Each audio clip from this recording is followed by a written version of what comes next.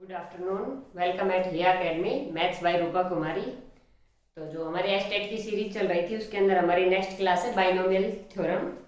तो binomial theorem के अंदर चल रहा था हमारा मिडिल टर्म। क्या चल रहा था? Middle term. तो ये मैंने बताया था आपको कि जब ओड हो और इवन, एन की वैल्यू ओड हो और इवन हो, किसके अंदर? ax प्लस बी की पावर n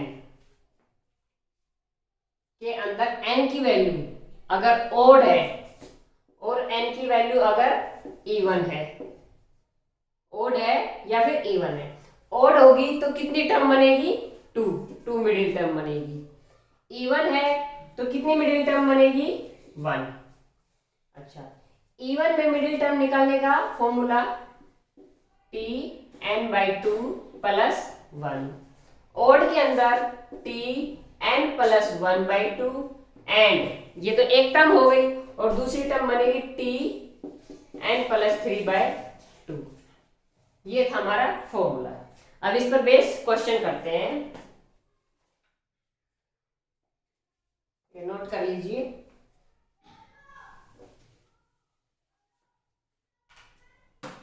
हमारा क्वेश्चन है x square plus 1 by x to the power 9, find middle term.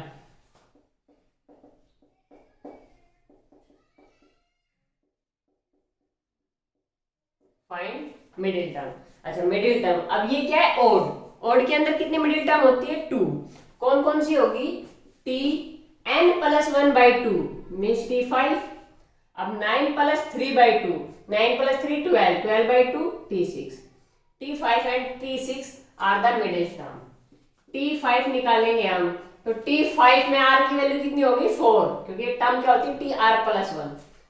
तो 9C4 x square to the power 9 minus 4 और 1 by x to the power 4। Solve कर लीजिए, आंसर आ जाएगा। T6 की value 9C5, R की value क्या होगी यहाँ पर? 5। X square to the power 9 minus 5 and 1 by x to the power 5। ये आ गई हमारी मिडिल टर्म। अच्छा, अब मिडिल टर्म पर बेस एक और क्वेश्चन लेते हैं जो इससे थोड़ा सा एक्सपेंडेड क्वेश्चन। ये तो बेसिक क्वेश्चन हो गया। This is the basic question of middle term. Next question,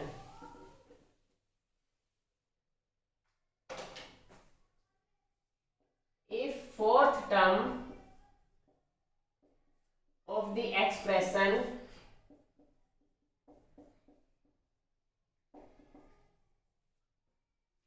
ax plus 1 by x to the power n is 5 by 2, then a and n is equal to क्या? a और n की value हमें बतानी है। देखो, ये एक एक्सप्रेशन है, इसके अंदर जो फोर्थ टर्म होगी उसकी वैल्यू 5 बाई 2 है, तो इसकी फोर्थ टर्म क्या होगी? T4, R की value 3, NC3, ax to the power n minus 3 and 1 by x to the power 3। ठीक है। अच्छा, अब क्या करेंगे? NC3 a की पावर n माइनस 3 और x की पावर n माइनस 3, और ये x की पावर माइनस 3 ऊपर जाएगा तो x की पावर n माइनस 6 हो गया। ठीक है। अब इसने फोर्थ टर्म क्या बोला है कि 5 बाई 2 है, इसका मतलब कोई भी x का कोफिशिएंट नहीं है, और जब कोई भी x का कोफिशिएंट नहीं है तो ये x की पावर है जो n माइनस 6 0। जब n माइनस 6 को 0 पुट करेंगे तो किसी की पावर 0 1 हो जाएगा, तो सब कांस्टेंट आ जाएगा हमारे पास। अच्छा, तो n की वैल्यू आ गई हमारे पास 6। n की वैल्यू क्या आ गई हमारे पास? 6। अब इस एक्सप्रेशन के अंदर n की वैल्यू हम 6 पुट करेंगे। 63 a to the power 6 minus 3 3, n minus 6 की वैल्यू 0 पुट करेंगे तो x की पावर 0 1 हो गया। ये हमारी फोर्थ टर्म है। ये किसके इक्वल है? 5 बाई 2 के। 6 3 की वैल्यू है 6 5 4 3 2 1, 3 2 जा 6 कैंसिल, 5 4 जा 20, 20a³ इज इक्वल टू 5/2 हो गया। अच्छा a³ इज इक्वल टू 5 4 जा 20 1/8 so a is equal to 1/2। a की वैल्यू आ गई, n की वैल्यू आ गई, यही क्वेश्चन में पूछा था। तो ये इस टाइप के क्वेश्चन बनते हैं मिडिल टर्म पर। मिडिल टर्म पर इस टाइप के क्वेश्चन बनते हैं, आप नोट कर लीजिए।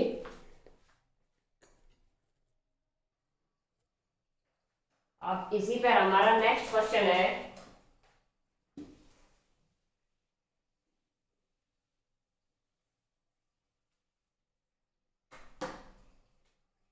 देखो, if coefficient of rth and r minus 1th term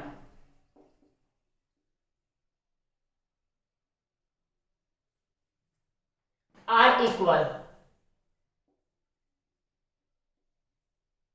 in 1 plus x to the power 21 then r is equal to। अब देखो, एक तरीका तो क्या है, आप rth कोफिशिएंट निकालो, rth टर्म निकालो, r माइनस 1th टर्म निकालो और उसके कोफिशिएंट को इक्वल पुट करो। कैसे? देखो, आपने rth टर्म निकाली तो tr हो गया, कितनी आई आपकी tr 21c। r की वैल्यू क्या होगी, ये rh टर्म निकालिए तो यहाँ पर r की वैल्यू -1, इससे एक कम होती है, ठीक है। 1 to the power 21 minus r plus 1 और x to the power r minus 1। Second निकालोगे आप tr -1 निकालोगे, वो कैसे निकालोगे आप, 21cr, यहाँ पर r की वैल्यू r-2 हो जाएगी, r-2 हो जाएगी। फिर 1 की पावर तो कुछ भी होगा, 1 ही हो जाएगा, x to the power r-2। आइए निकाले अब इन दोनों के कोफिशिएंट को, मतलब ये वाले को और ये वाले को हम इक्वल पुट करेंगे। यही बोला है, कोफिशिएंट को क्या करेंगे, इक्वल पुट।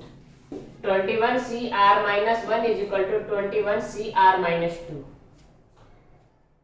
अब देखो, डायरेक्ट मुझे करना होता, मैं इसको कुछ भी नहीं लिखती क्योंकि मुझे सिर्फ कोफिशिएंट चाहिए, और कोफिशिएंट के लिए यहाँ पर 1 है और यहाँ पर भी 1 है, x है, x का कोफिशिएंट चाहिए हमें, वेरिएबल तो चाहिए नहीं, तो ये कोफिशिएंट है हमारे पास।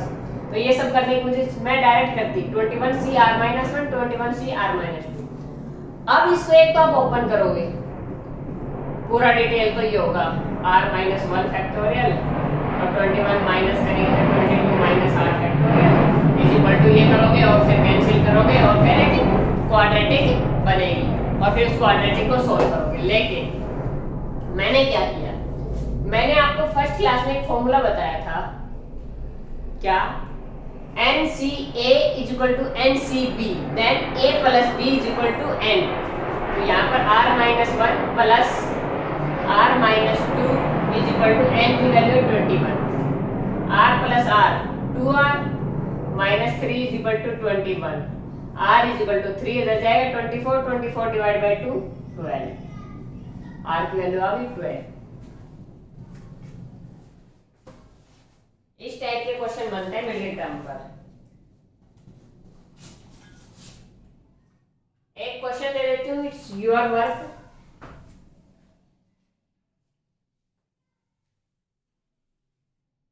If coefficient of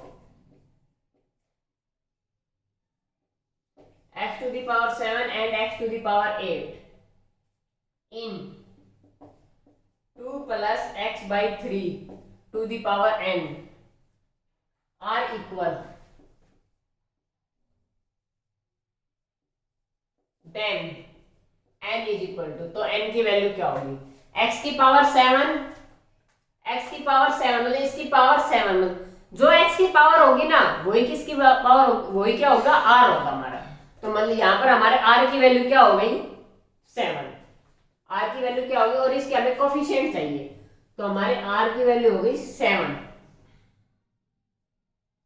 2 to the power n minus 7 और x by 3 to the power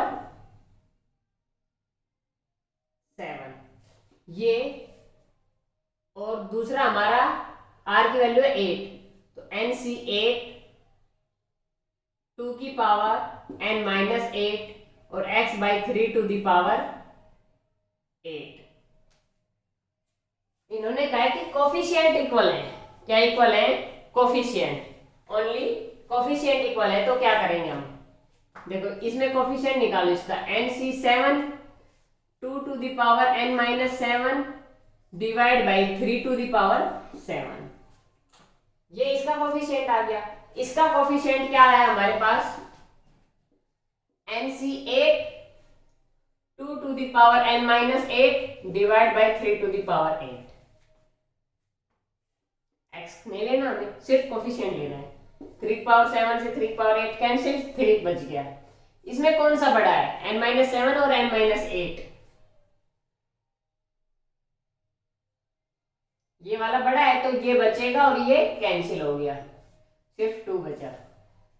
अब NC7 divide by NC8 is equal to, या फिर ये कीजिए आप, NC8 डिवाइड बाई NC7, इसके नीचे ये ले गए और ये 3 2 जा 6 हो गया। अब ये NCR divide by NCR minus 1, एक फॉर्मूला था, क्या था हमारे पास? n minus 8 plus 1 divide by 8, n minus r plus 1 divide by r, ये एक फॉर्मूला था हमारे पास, इज इक्वल टू 6। ओपन करने की जरूरत नहीं है, डायरेक्ट फॉर्मूला है हमारे पास। अब 8 6 जा 48, 48 में से करो आप solve, n minus 7 is equal to 48, n is equal to 7 उधर जाएगा, प्लस का हो जाएगा 55 इज द आंसर। n की वैल्यू 55 आ गई हमारी आंसर। नोट कर लीजिए क्वेश्चन को।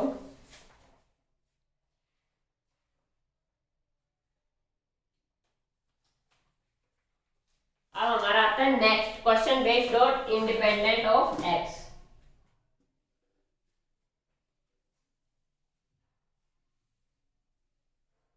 हेडिंग डाल लीजिए question based on independence of x।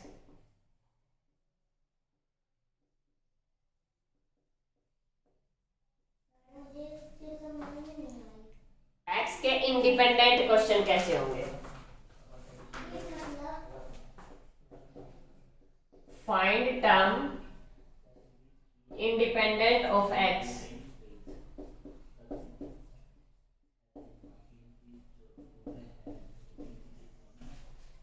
In x plus 1 by x to the power 6। क्या करेंगे हम कर लेंगे एक जनरल टर्म निकालते हैं हम, tr प्लस 1। हमें नहीं पता नहीं इसकी इंडिपेंडेंट क्या होगी। हम करेंगे 6cr x to the power 6 minus r 1 by x to the power r। अब x की पावर में करो क्या होगा? 6cr x to the power 6 minus r, और ये r ऊपर जाएगा माइनस का हो जाएगा 6 माइनस 2r। अब हमें इंडिपेंडेंट चाहिए तो ये वैल्यू क्या हो गई? 0। 6 minus 2r is equal to 0, r is equal to 3। तो r की वैल्यू 3 आ गई, तो यहां पुट करेंगे। टर्म कौन सी हो गई? Fourth term. r की वैल्यू 3 है, टर्म कौन सी हो गई? Fourth term. Fourth term is independent of x।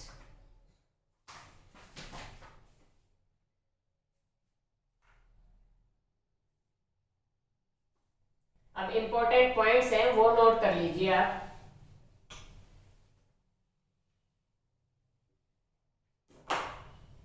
If coefficient of x to the power 7 and coefficient of x to the power 8 are equal,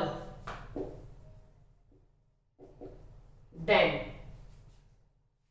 तो क्या करेंगे? यहां पर r की वैल्यू, यहां पर r क्या होगा? 7, और यहां पर r क्या होगा? 8। Second, sigma -1 to the power r NCr 2 to the power r। यहां पर x की जगह क्या है 2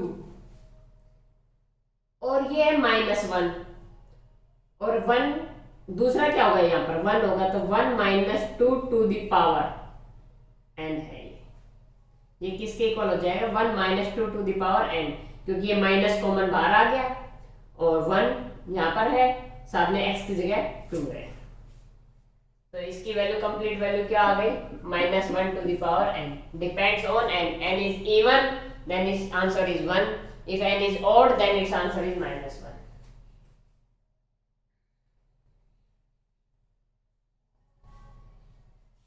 अच्छा अब किस टाइप के क्वेश्चन बनते हैं और थोड़े एडवांस लेवल पर चलते हैं हम। अब मैंने क्वेश्चन बेसिक क्वेश्चंस बता दिए थोड़े मिड रेंज बता दिए हैं अब मैं एडवांस लेवल करूं।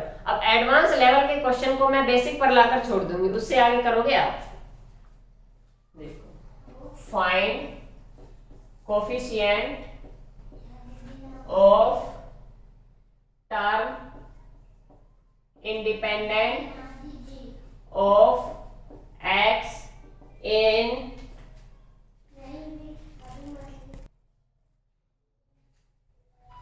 find coefficient of term independent of x in x plus 1 divide by minus x to the power 1 by 3 plus